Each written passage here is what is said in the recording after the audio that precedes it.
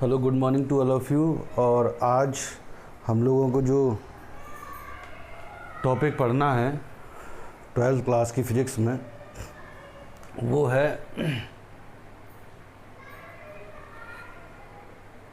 Prism. और prism के बारे में हम लोगों ने बताया था कि प्रिज्म जो है वो एक पारदर्शी माध्यम है जो कि दो अपवर्तक पृष्ठों को किसी कोण पर झुकाने पर मिलकर बना होता है ना। दो अपवर्तक पृष्ठ कौन सी होती हैं हमारे पास? एक पृष्ठ तो हमारी ए बी हो गई और एक पृष्ठ कौन सी हो गई? ए सी हो गई। उसको हम प्रिज्म कहेंगे। और हमने बताया था कि प्रिज्म के दो सेक्शन होते हैं, एक तो मेन क्रॉस सेक्शन होता है और एक बेस होता है। तो जो आपका जो बेस है वो तो जैसा कि वर्ड से पता पड़ रहा है कि वो नीचे की तरफ होता है, इस तरह से दिखाई देगा। ये बेस है प्रिज्म का। और ये सामने वाला जो हिस्सा है उसको आप मेन क्रॉस सेक्शन कहोगे। मेन क्रॉस सेक्शन जैसे फ्रंट वाला हिस्सा है वैसे जिसके जस्ट अपोजिट में दूसरा हिस्सा होगा, इसको बैक क्रॉस सेक्शन कहोगे। ये वाली जो सरफेस है, ये वाली जो कि एक हटकी टाइप की है और एक ये वाली जो सरफेस है, ये दोनों ही सरफेस जो हैं वो अपवर्तक पृष्ठ कहलाएंगी। इन्हीं से अपवर्तन होगा प्रकाश की किरण का। और एक घटना और बताई थी मैंने, प्रकाश का वाण विक्षेपण, है ना। एक घटना और बताई थी जो क्या थी? प्रकाश का वाण विक्षेपण। इंग्लिश में बोलते हैं डिस्पर्सन ऑफ द लाइट। ये इसका प्रिज्म का बेस है, ये वाला। तो कुछ प्रिज्म इस तरह से दिखाई देगा जब डायग्राम बनाओगे आप। तो ये तो मेन क्रॉस सेक्शन हो गया इसका, ये आपका बेस हो गया और एक बैक क्रॉस सेक्शन हो गया। ये जिस लाइन पर ये दोनों अपवर्तक पृष्ठ जो हैं वो जुड़ी होती है, इस वाली लाइन को, इसको क्या कहते हैं हम? अपवर्तक कोर, रिफ्रैक्टिंग एज कहते हैं। यहाँ तक बात क्लियर हो गई। तो प्रिज्म क्या है? प्रिज्म एक पारदर्शी माध्यम से मिलके बना हुआ एक डिवाइस है, एक युक्ति है जो कि प्रकाश का अपवर्तन भी करता है और वर्ण विक्षेपण के लिए भी काम में आता है। प्रिज्म का जो अपवर्तनांक है यानी कि रिफ्रैक्टिव इंडेक्स, उसके लिए हम लोगों को यहाँ पर फॉर्मूला भी निकालना होगा, पढ़ना होगा यहाँ पर। और जो फार्मूला कैलकुलेट होके क्या आता है? n is equal to sine delta m plus a by two upon sine a by two. ये फार्मूला आएगा आगे चल के, n is equal to sine delta m plus a by two upon sine a by two. ए यहाँ पर prism का कोण है, ये वाला, इसको ए से बताते हैं। और डेल्टा एम जो है वो एंगल ऑफ डेविएशन है या विचलन कोण है, इसको एंगल ऑफ डेविएशन कहते हैं और हिंदी में क्या बोलते हैं? विचलन कोण बोला जाता है। अब टॉपिक पर आ जाएं जरा। प्रकाश का वर्ण विक्षेपण क्या होता है कि जब कोई प्रकाश की किरण एक माध्यम से दूसरे माध्यम में जाती है, प्रकाश का वर्ण विक्षेपण पढ़ रहे हैं तो ये डायग्राम दिखाया गया है।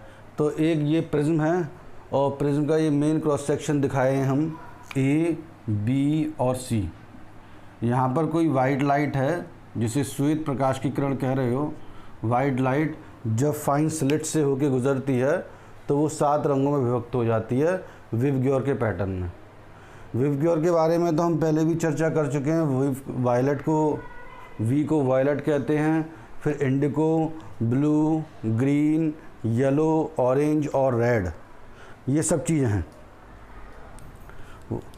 वायलेट को हिंदी में बोला जाता है बैंगनी, इंडिगो को बोला जाता है जामुनी, ब्लू को बोला जाता है नीला और उसके बाद लास्ट रेड को बोला जाता है लाल। अब प्रकाश की जब किरण किसी फाइन स्लिट से होकर या फाइन होल से होकर गुजारी जाती है तो वो अपने 7 रंगों में विभक्त हो जाती है in the order of the विव-ग्योर।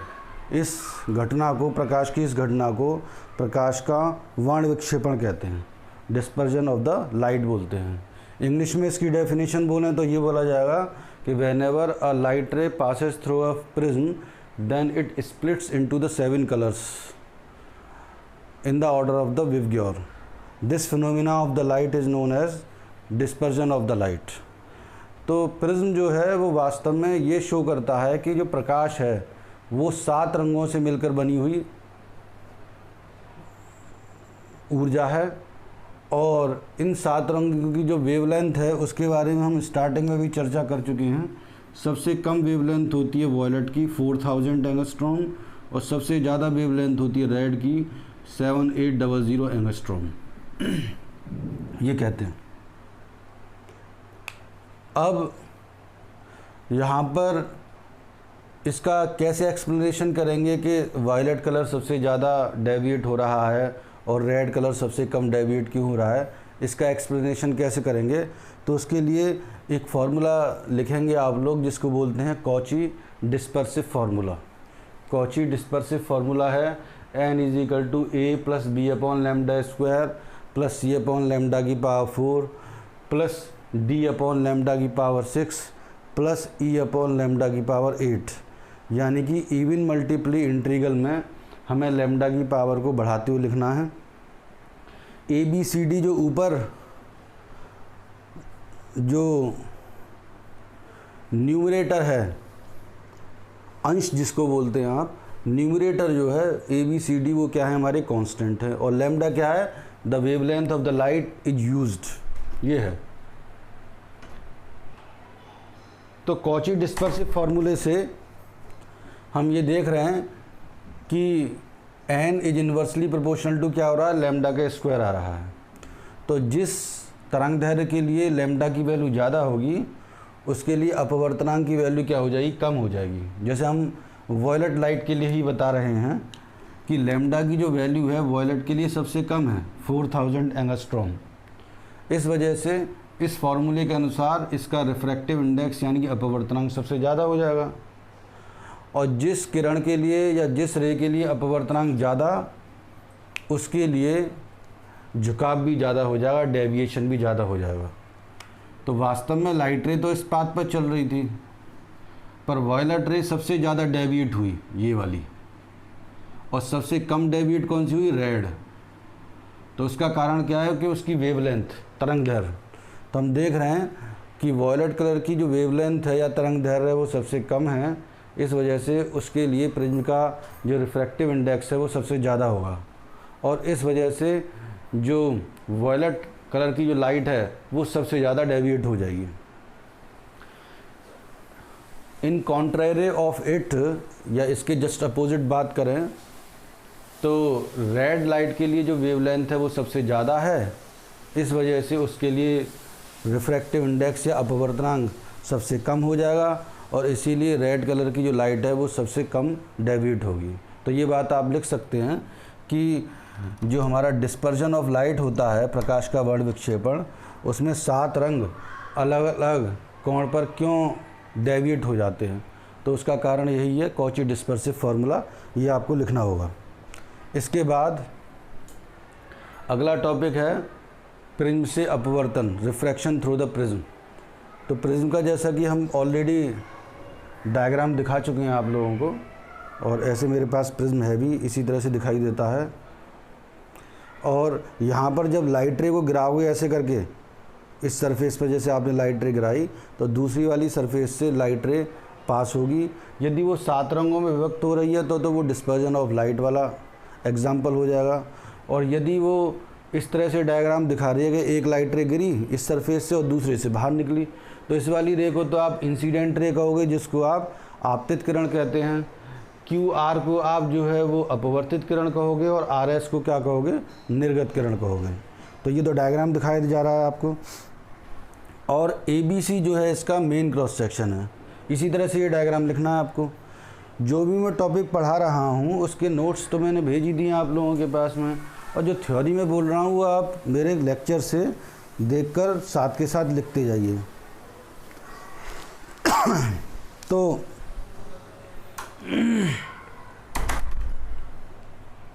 आप देख रहे हैं कि ये n जो है वो अविलंब डाल दिया नॉर्मल AB साइड पर, और n डबल डैश या n N2 जो है वो AC साइड पर अभिलंब डाल दिया है। PQ जो है हमारे पास आपतित किरण है, आपतित किरण और अभिलंब के बीच जो कोण बन रहा है उसे I कह रहे हैं। इस फेस की बात करेंगे सिर्फ AB की, तो इससे गुजरने वाली जो लाइट रे है वो कौन सी है, QR लाइट रे है। और आपकी अपवर्तित किरण और अभिलंब के बीच जो एंगल बन रहा है उसको R1 कहा हमने। अब इस फेस के लिए आ जाइए AC के लिए। AC फेस से लेफ्ट से आने वाली लाइट रे है QR, इसीलिए कोण बना आपका R2 और निर्गत कोण जो है वो क्या बन गया हमारा E, है ना। जिसको दूसरी फेस के लिए इसको आप आपतन कोण कह सकते हैं और इसको अपवर्तन कोण कह सकते हैं।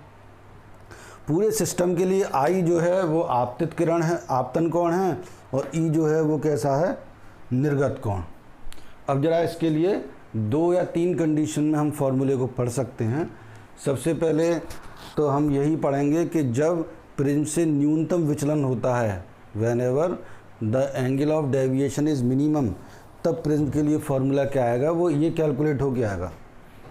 इसके बहुत सारे 2 तरीके या 3 तरीके से मैं करा देता हूँ सॉल्व, है ना। एक तो ज्योमेट्री लगाकर भी हम इस फॉर्मूले को सॉल्व कर सकते हैं, और एक थोड़ा IITs में और जो कॉम्पिटिटिव लेवल में पढ़ाया जाता है उस तरह से भी इसे सॉल्व कर सकते हैं। तो मैं IIT वाला जो तरीका है उसी से इसको सॉल्व करूँगा। फिर उसके बाद सेकंड केस बन सकता है कि जब लाइट रे का जो एंगल ऑफ इंसिडेंस है या आपतन कोण है वो इस तरह से हो कि डेविएशन जो है मैक्सिमम हो जाए।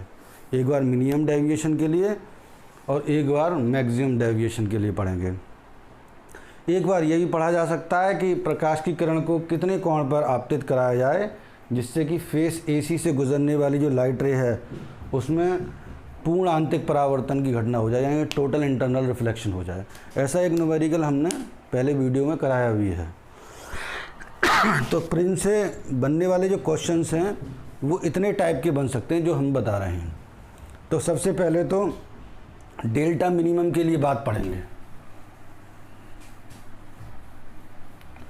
तो डेल्टा क्या है हमारे पास में, डेल्टा है विचलन कोण, एंगल ऑफ डेविएशन। तो देखें आपतित किरण को तो आपने आगे की तरफ बढ़ाया था और निर्गत किरण को पीछे की तरफ बढ़ाया था, तो जो कोण बना था उसको एंगल ऑफ डेविएशन बोला। तो डेफिनेशन बनाना चाहें तो इसकी बनाई जा सकती है कि विचलन कोण क्या है कि आपतित किरण और निर्गत किरण के बीच बनने वाला जो कोण है उसको विचलन कोण कहते हैं। ठीक, अब आप इसमें प्रिज्म से अपवर्तन में ये लिखें, जब विचलन न्यूनतम हो। इस वाले माध्यम के अपवर्तनांक को N1 मान लीजिए जो कि हवा है, और यहाँ के अपवर्तनांक को N2 मान लीजिए जो कि ग्लास है। तो आपका यहाँ पर तो एंगल ऑफ इंसिडेंस I है और एंगल ऑफ रिफ्रैक्शन क्या आपका R1 है ना। तो देखिए ज़रा,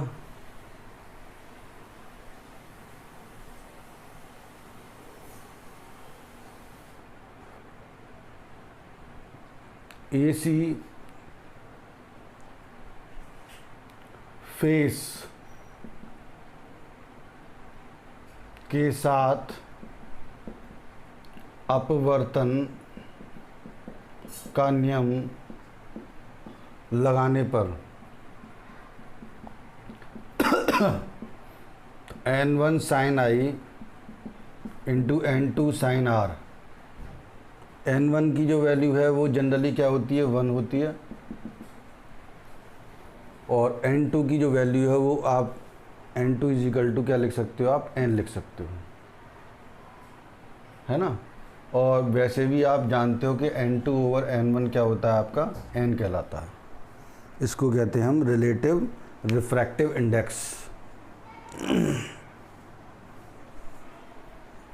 तो ज़रा यहाँ ये इक्वेशन लगा लेंगे, N1 sin I equal to N2 sin R। इसे इक्वेशन नंबर 1 नाम दे देंगे। फिर उसके बाद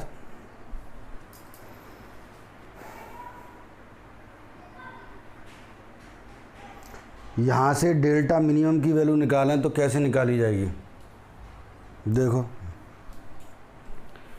ये जो पूरा कोण है वो आई है, तो ये भी पूरा कोण आई हो जाएगा, ये वाला पूरा आई हो जाएगा।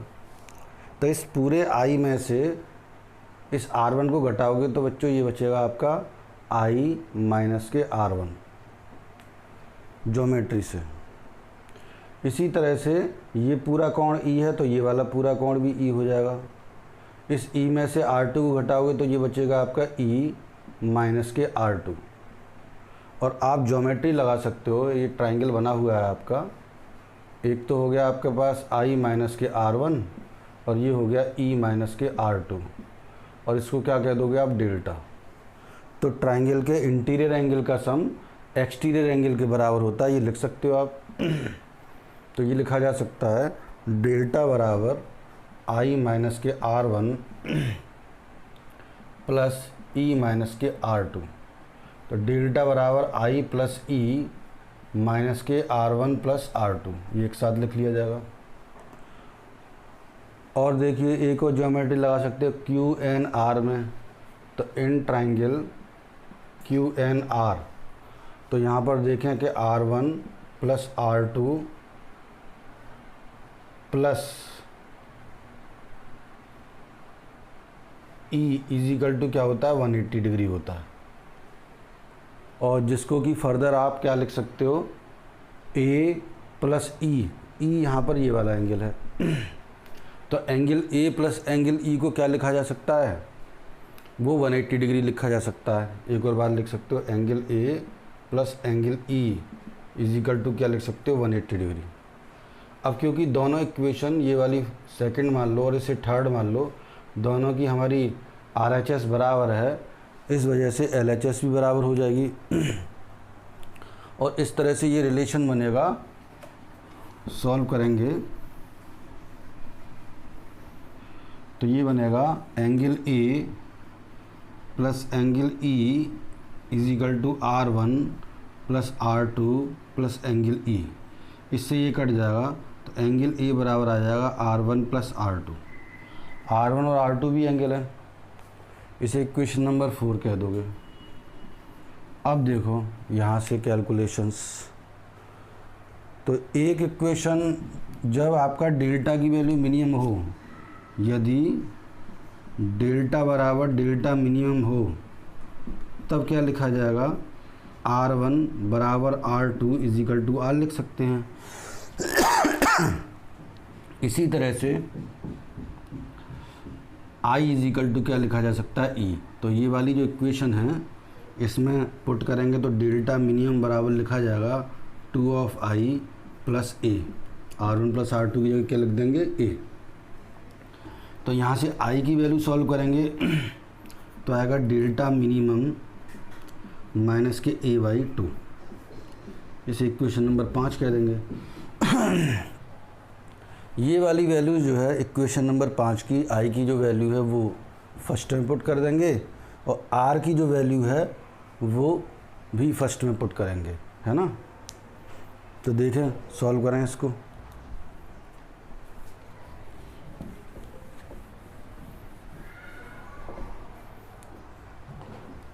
तो इसको सॉल्व करने के बाद में आएगा N1 sine delta M plus A/2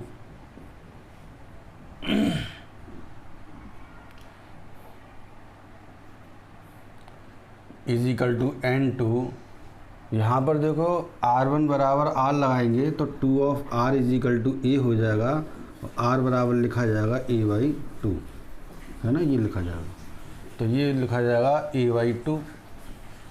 तो यहाँ से N2 over N1 is equal to हो गया sign delta M plus A/2 upon sine A/2। और इस N2 ओवर N1 को क्या बोला जाता है? N है हमारे पास में सेकंड मीडियम का रिफ्रैक्टिव इंडेक्स और N1 है फर्स्ट मीडियम का रिफ्रैक्टिव इंडेक्स। दोनों का जो रेशियो है उसको क्या बोलेंगे आप? N बोलेंगे। और इसको रिलेटिव रिफ्रैक्टिव इंडेक्स कहलाता है। Delta M angle of minimum deviation है या न्यूनतम विचलन कहते हैं। A एंगल ऑफ प्रिज्म है और n जो है वो माध्यम का अपवर्तनांक है, जो जनरली 1.53 या 1.52 के आसपास आता है। इसको कंप्लीट करेंगे आप लोग, नोट्स में लिखेंगे इसको, और इसकी जो थ्योरी मैंने बोली है डिस्पर्सन वाली की वो लिखेंगे, उसका रीज़न लिखेंगे। Thank you and that's all for the day.